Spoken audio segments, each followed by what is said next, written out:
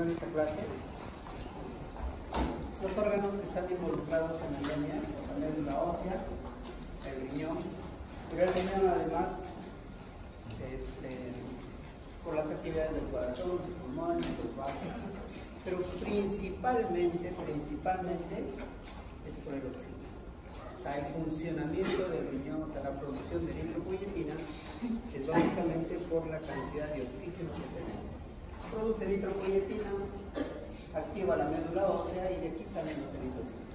Aquí tenemos que madurar adecuadamente, que vamos a ir viendo por acá. Este es un factor muy importante, se llama factor inducible por hipoxia. ¿Dónde lo hemos visto este factor? En la angiogénesis, en la neoangiogénesis, el factor inducible por hipoxia. Y lo mismo sucede aquí. Este es un factor que normalmente nosotros la tenemos en pocas cantidades en la sangre, pero que normalmente no está actuando. Porque actúa siempre y cuando no haya oxígeno. ¿Sí? O sea, este factor se pone en funcionamiento solo en casos de hipoxia. Cuando no hay hipoxia, o sea, cuando no hay oxígeno, simplemente hay una oxigenación adecuada y esto no actúa. Pero en los casos de hipoxia, se activa el factor inducible por hipoxia, y ahí comienza a estimular la producción de eritropoyetina. ¿Sí? Entonces, un factor muy importante es el factor inducible por hipoxia, que es actuado por la hipoxia. ¿Qué elementos tenemos para la eritropoyetina? O sea, para conformar la hemoglobina necesitamos esos 4 elementos fundamentales. Producción adecuada de eritropoyetina, no vamos a estar anémicos, una cantidad adecuada de hierro, una médula ósea funcionando normalmente y que esta médula ósea produzca y además lo madure adecuadamente. No solo tenemos que tener una médula ósea que produzca adecuado, sino que los procesos sean adecuados. Si no son adecuados, no va a haber. Esto pertenece un poco a la práctica, la anamnesis, el examen físico que necesitamos para ver los pacientes con anemia. Muy importante. De repente esto sí.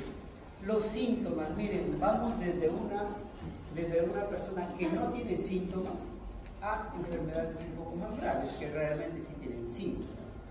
Por eso por acá cuando hablamos de anemia, no vamos a hablar de un síntoma en particular, porque tenemos una variedad desde los que tienen hemólisis y la manifestación será ictericia, hasta otros tipos, hasta tumores, y vamos a tener diferentes tipos de manifestaciones clínicas. Esto es importante, cómo nosotros nos reaccionamos cuando estamos con anemia, o sea, nuestra manera de reaccionar. Este se llama el efecto Bohr, que significa que ante nosotros con la menor cantidad de hemoglobina, o sea, ante estados anémicos, la hemoglobina o el desprendimiento de la hemoglobina, el oxígeno de la hemoglobina, sucede a concentraciones más bajas de saturación de oxígeno. ¿Qué significa? Que normalmente la saturación de nosotros, ¿cuánto es? 90%, 100%, lo normal, 100% de saturación. Entonces, ahí está entregando el oxígeno a esa concentración. Pero si nosotros normalmente estuviéramos a 80% de saturación, no le entrega el oxígeno normalmente a los tejidos.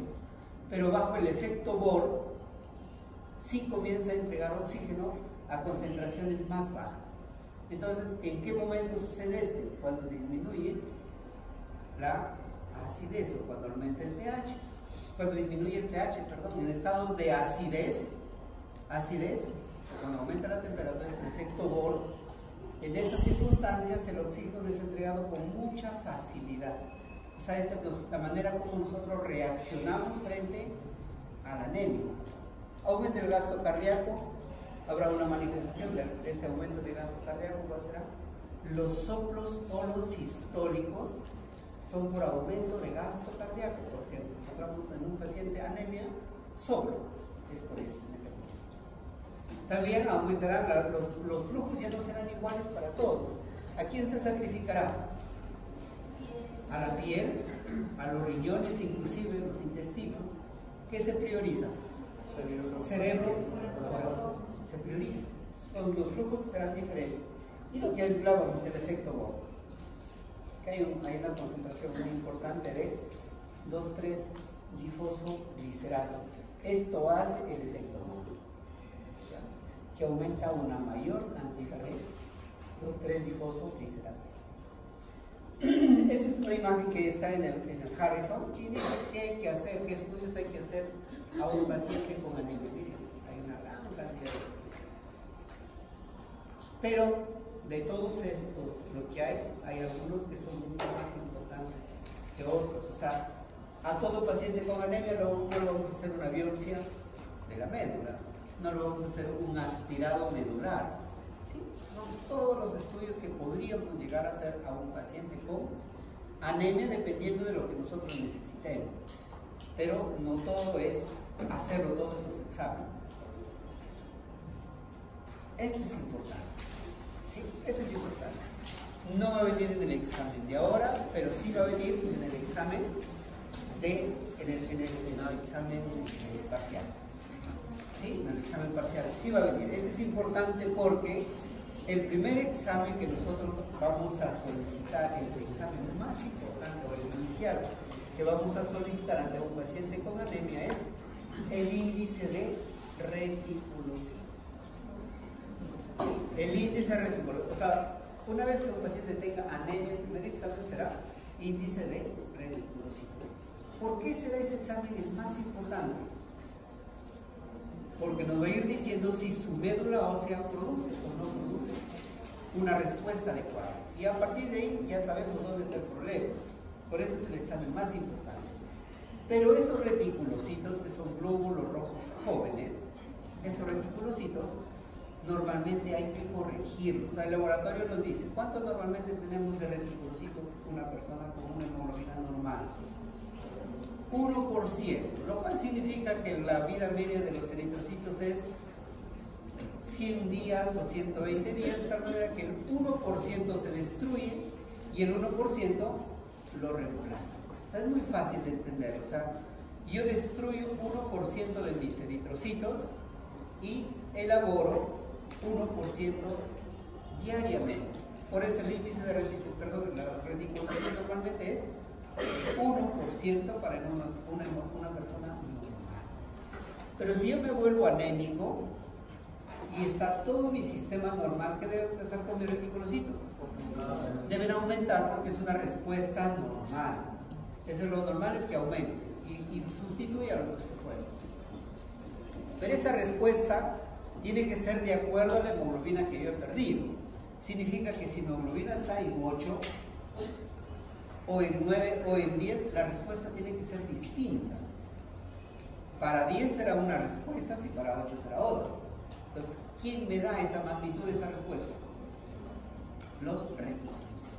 O sea, ellos me dicen, está respondiendo adecuadamente para una hemoglobina de 8, está respondiendo adecuadamente para una hemoglobina de 10. Entonces, por eso es lo importante de este índice de reticulocitos. Muy bien, entonces lo que nos da el laboratorio se llama el porcentaje de reticulocitos. Eso es lo que nos informa.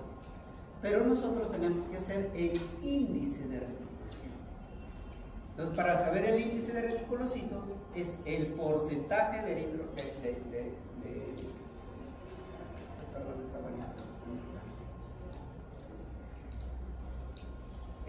para ver el porcentaje de reticulocitos que normalmente yo estoy respondiendo es hacer una corrección.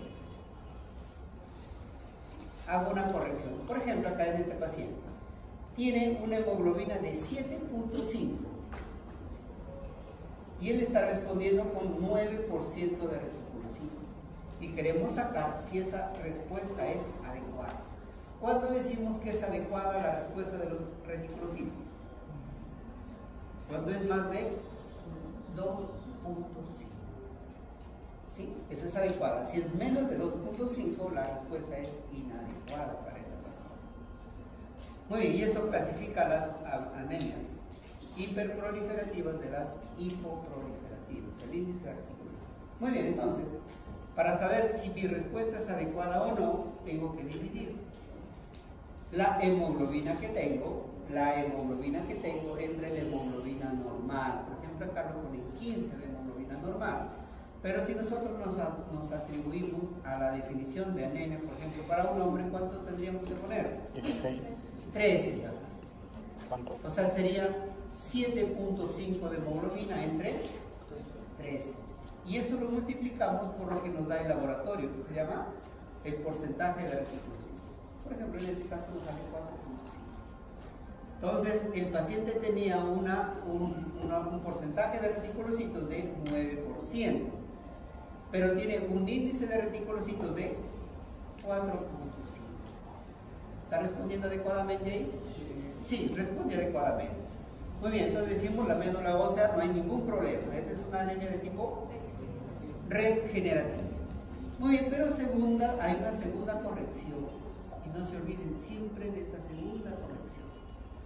¿Qué significa? Que los glóbulos rojos, que los reticulocitos, normalmente, ¿cuánto decimos que viven? Un día.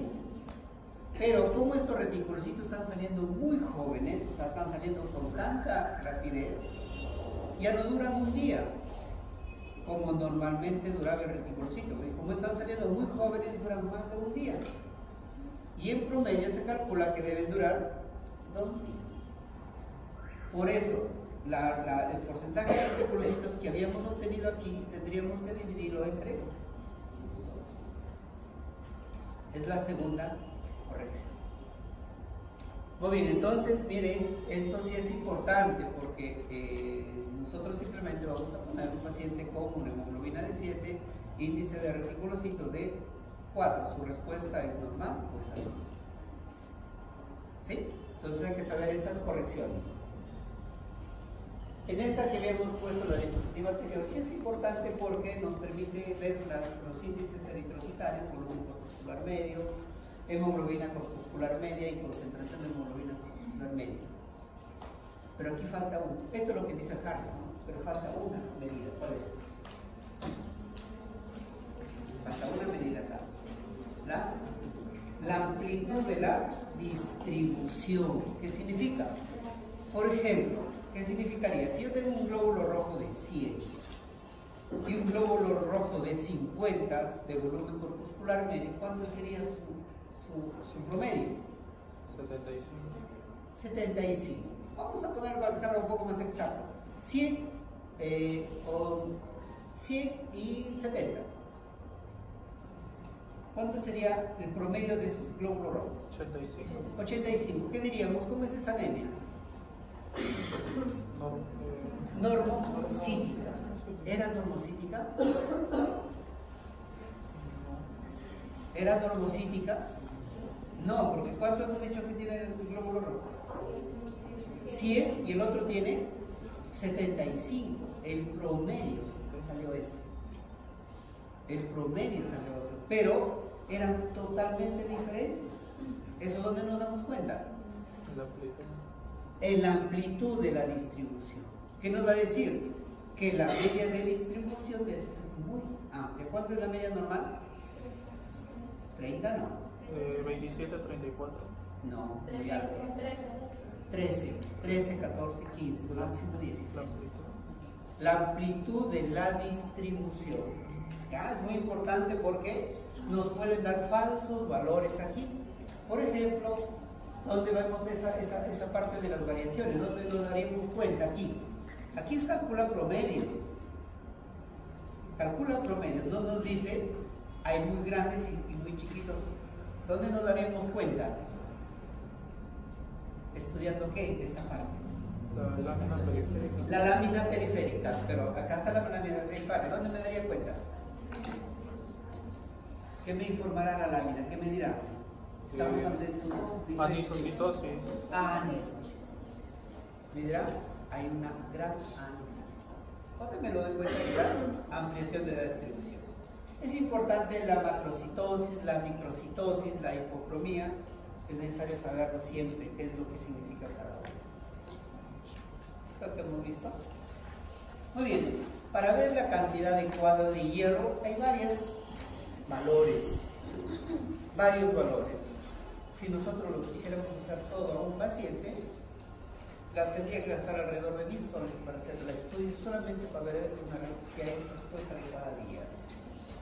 Y eso no es adecuado. Entonces, ¿qué tenemos que escoger? ¿Cuál es la mejor manera de evaluar la cantidad adecuada de hierro? ¿Cuál es el examen? Saturación de transfer. Pues no tenemos por qué estar tomando exámenes que no son adecuados o que son los menos adecuados, cuando lo mejor es pedir saturación de transfer. ¿Por qué no ferritina? Que es el otro examen, segundo en importancia. ¿Por qué no ferritina? Se llama reactante de fase aguda. ¿Qué significa? Que se eleva cuando hay procesos inflamatorios. Y nos dice falsamente que está elevado cuando el paciente tiene un proceso inflamatorio. Y no necesariamente significa que tiene déficit de hierro. Los estudios de médulas son importantes principalmente por este cociente. Se llama el cociente mieloide eritroide. Es la cantidad de globos de células que se van produciendo versus la cantidad de eritrocitos que se van produciendo, o sea, las series. Esto es lo normal. ¿Sí? Lo normal es esto, este número siempre grave. Siempre les va a informar, van a ver un examen de médula y van a hacer siempre, el valor más importante ahí va a ser la relación mieloide-eritroide, que es 3:1.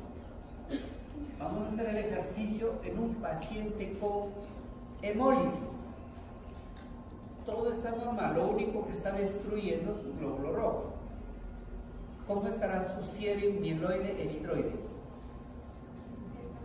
Aumentado. Aumentado, o sea, estará 5:1. Estoy en el glóbulo rojo. ¿Qué aumentará en esa persona? Está haciendo hemólisis y todo el resto está normal. ¿Qué aumentará? El índice de producción de eritroides. Entonces, el índice de producción de eritroides se aumentará acá. Y entonces, ¿cómo queda la relación? Disminuir. ¿Quedará 3:1? No. De repente quedará 3. ¿3 a cuánto? 3:2 o 3:3, ¿qué significa? 1:1.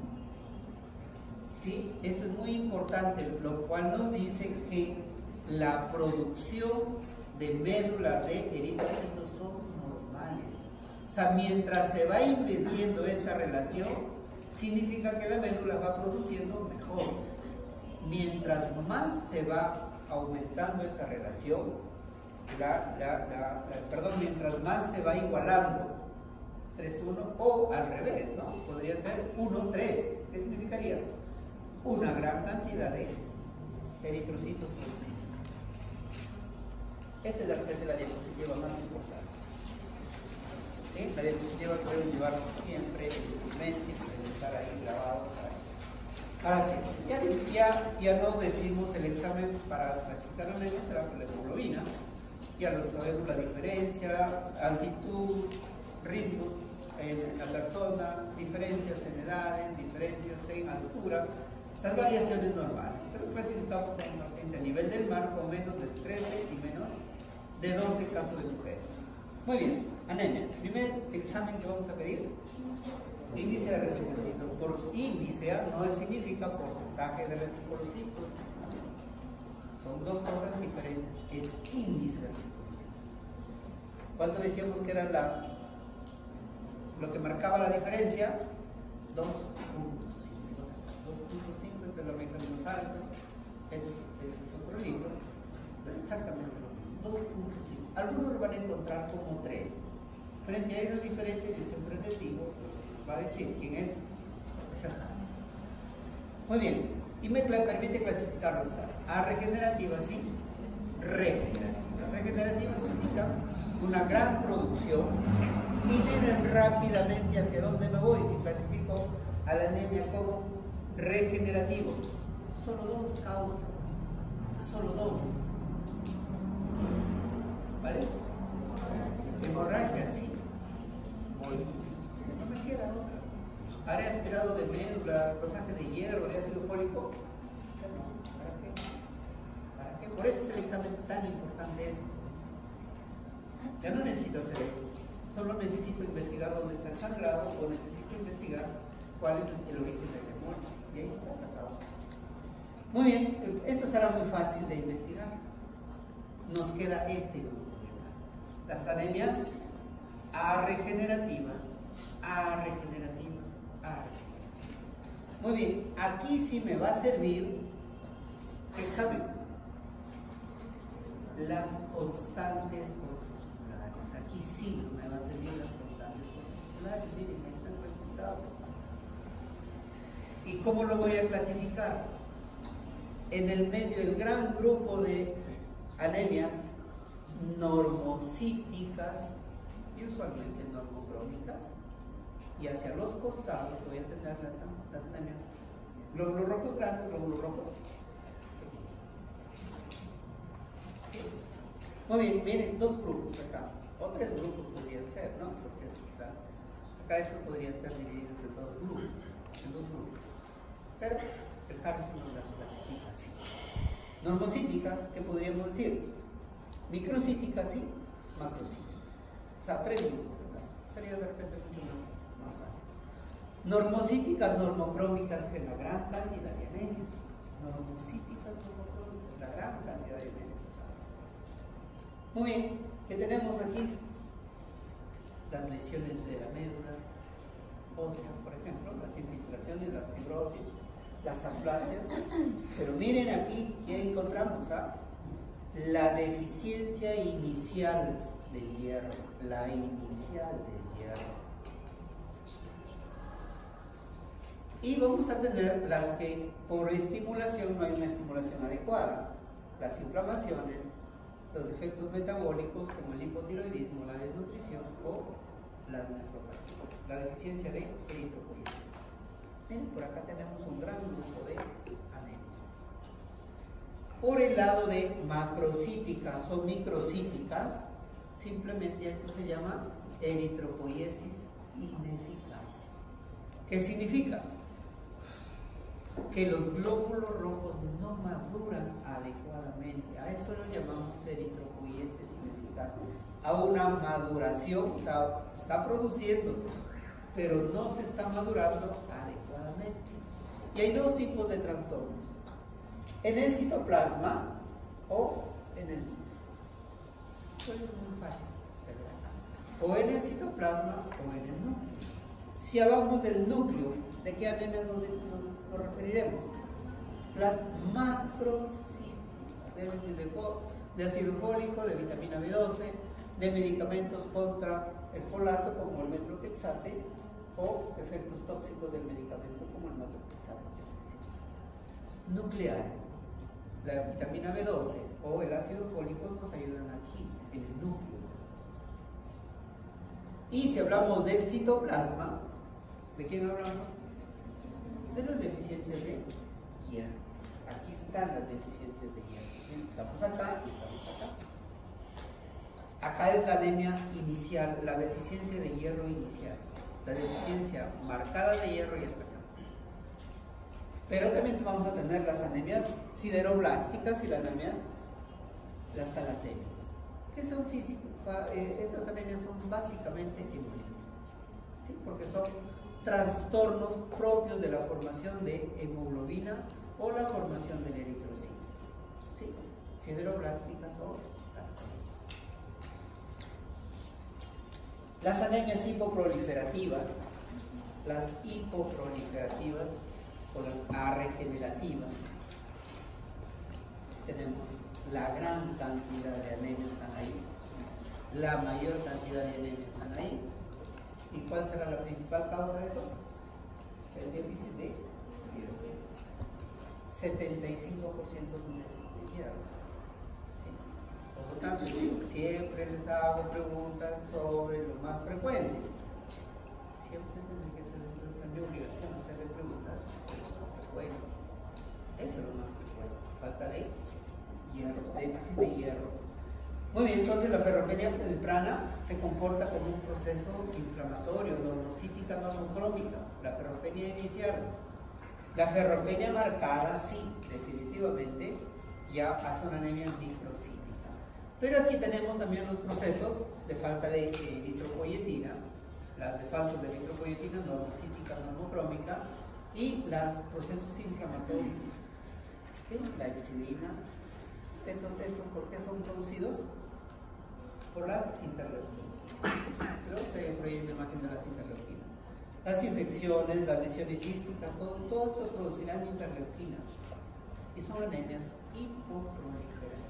Pero por acá tenemos las normocíticas, ¿sí? Cáncer. Pero y tenemos los otros estados en los cuales nos falta alguna hormona como la hormona tiroidea. Entonces estas personas no tienen una suficiente necesidad de un metabolismo basal muy bajo, y lo mismo se baja y terminan haciendo anemia, pero por un hipometabolismo, no porque le falte nada, sino porque su metabolismo basal está muy disminuido. Lo mismo que los demás. El hierro, le decía, la falta de hierro es las anemias más importantes. El hierro siempre está ahí en una constante redistribución, yéndose de un sitio al otro. Tenemos depositado en el hígado. ¿Cómo lo tendremos depositado? Como ferritina. La tenemos depositado como ferritina. Cuando necesito saldrá la sangre a través de la transferrina. Si va a salir, y circulará como transferrina. Por eso cuando yo necesito saber cuánto realmente necesito, ¿qué hago? Transferrina, dosaje de saturación de transferrina. Ir a los huesos y en los glóbulos rojos, y todo estará circulando, porque normalmente decimos que eliminamos eritrocitos 1%. ¿Ese hierro se pierde? No, recircula. Por eso no tenemos mayormente falta de hierro. Normalmente no tenemos falta de hierro. Muy bien, entonces habrá etapas de la ferropenia. Esta es una imagen del Harrison. Habrá etapas de la ferropenia. Desde cuando la persona solamente aumenta su demanda. Miren, todito puede estar normal, pero necesita más. Dos estados, los crecimientos y la embarazo. Necesita más. O un paciente que está recibiendo tratamiento con eritropoyetina. Necesita tanta cantidad de hierro porque está funcionando la eritropoyetina mal. Me estoy poniendo eritropoyetina. O comienza a perder el paciente. Ahora sí, no solamente necesita más, sino todos los tipos de sangrado, desde los ocultos, los crónicos o los agudos. Y realmente cuando yo comienzo a no solamente a perder, no solamente necesito más, sino que además mi alimentación es deficiente, ahora sí, esta sí es la parte más peligrosa. A esto sí se llama anemia ferropénica. Miren, los otros estados no se llaman, o sea, el paciente sigue produciendo glóbulos rojos, pero con menor cantidad de hierro. Pero aquí sí, definitivamente, esta persona es una anemia ferropénica. ¿Y cuál es la característica? Miren dónde aparecen los microcitos, aquí en esta última. Por eso le decía, por acá, ¿cómo lo voy a encontrar a los glóbulos rojos? ¿De qué tamaño? Normales. Normales lo voy a encontrar. De repente hay otras características que me podrían diferenciar ahí. Pero el tamaño de los eritrocitos lo voy a encontrar. Pero aquí sí. ¿Sí? Ante una anemia ferropénica, sí, definitivamente va a haber microcitos. La anemia microcítica también la podemos confundir con otros tipos de anemia. O sea, significa que la ferropenia, la inflamación, la talasemia, la anemia sideroblastia, a veces pueden manifestarse como anemias microcíticas también. Entonces, la manera como lo distinguimos, es simplemente la puse para ver ustedes cómo vamos a distinguir eso. Si yo les digo, todas tienen un componente microcítico, o sea, glóbulos rojos pequeños. ¿Cómo lo distingo? A través de tus exámenes. ¿Cuál decíamos? La saturación de transferrina. Apréndanse los números. ¿Ya? Normal de saturación de transferrina es de 20 a 45. De 20 a 45. Aquí está menos de 10. Esa es la característica de anemia ferropénica, saturación de transferrina, o ferritina menos de 15, pero él decía, la ferritina a veces nos engaña, entonces el mejor índice es saturación de transferrina. Aquí están las anemias por enfermedad crónica. Se decía, ¿qué produce las interleuquinas? TNF, factor de necrosis tumoral, interferón alfa. ¿Qué produce?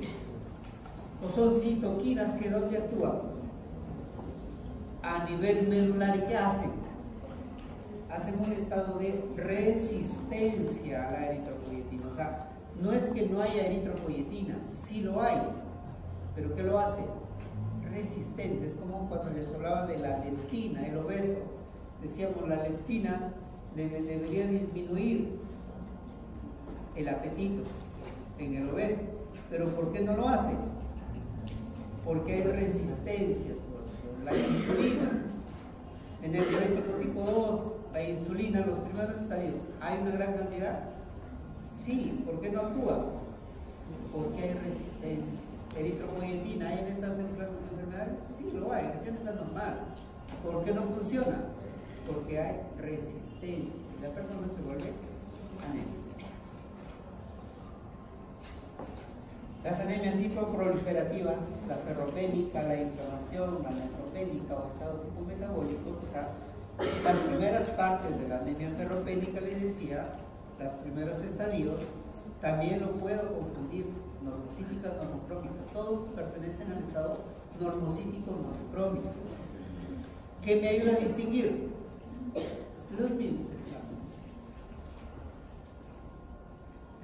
En su caso, miren, tengo dos tipos, microcíticas y normocíticas. ¿Cuál es el examen que me ayuda a distinguir la anemia ferropénica? Micro. No, les digo, le presenté una diapositiva donde decía la microcítica puede ser por otras razones. Y aquí les digo, las anemias normocíticas pueden ser por otras causas. ¿Cómo lo distingo la ferropénica? Por los exámenes de saturación. Por eso el examen de saturación es tan importante, ¿sí? Porque la anemia por ferro está alterada. En las talasemias la que está alterada es la globina hay alfa y globina beta, o sea, son dos tipos de proteínas ahí. Eso es lo que se altera en las talasemia. Entonces miren, aquí no estamos hablando de que le falte algo, sino simplemente que no se están transformando adecuadamente las globinas. ¿Cómo se manifiesta? Y les decía, que haga cantidad, son un montón de enfermedades acá. Son un montón de enfermedades. ¿Cómo se manifiesta? ¿Cómo se manifiesta? Miren cómo se manifiesta. Como una anemia, ¿de qué tipo? Hemolítica. Una anemia hemolítica. No le voy a preguntar yo. No, simplemente para que vean lo difícil que podría ser orientarnos por ahí. Pero de repente sí les hago para que vean cómo se vamos a encontrar a esta anemia. O sea, aquí la finalidad es cómo me oriento, cómo me explico. Es una alteración de la globina. ¿Cómo se va a manifestar? Anemia y las características de las anemias hemolíticas. ¿Cómo serán los glóbulos rojos? Normales. Se llaman fragmentocíticos. Las anemias hemolíticas. Y los trastornos de maduración, decíamos, hay de dos tipos: microcítica y macrocítica. Las dos deficiencias me dan trastornos de maduración. Decíamos, citoplasmáticas y nucleares. Muy fácil que lo aprendan, porque en el núcleo, ¿a quién lo vamos a necesitar? Al ácido fólico y la vitamina B12. Y cualquier alteración que se produzca en ese camino. Ácido fólico y vitamina B12. Pero hacia abajo también vamos a tener ya las deficiencias en la maduración, no del núcleo, sino del citoplasma. Y ahí lo único que tenemos es análisis de hierro. Pero les decía, también tenemos las talasemias, que lo acabamos de ver, alteraciones de la globina, y las mielodisplasias. Mielodisplasias es simplemente que la médula ósea no está produciendo mielodisplasia, la médula ósea no está produciendo adecuadamente. Las causas de la anemia megaloblástica, es decir, ¿dónde me ayuda? En el núcleo, a formar el ADN de la célula. Por lo tanto, ahí estarán las dos características: el ácido fólico y la vitamina B12. Algunas características ahí. Generalmente es muy raro estas anemias, o sea, no es común. Lo veremos en personas que se restringen mucho los alimentos, en aquellos desnutridos o aquellas personas que no tienen acceso a eso, los alcohólicos, por ejemplo. En ellos lo veremos estas alteraciones, pero eso no es común. De repente sí saber que el metrotexate, que es un medicamento que lo utilizamos para el tratamiento de la artritis reumatoide, sí, a estas personas hay que darle siempre ácido fólico porque interfiere con la utilización normal del ácido fólico. Entonces tendremos que darle más cantidad. Y la cianocobalamina es una vitamina mucho más rara que el ácido fólico, por eso lo vemos en los embarazos. Pero esto es una cosa mucho más rara, la deficiencia de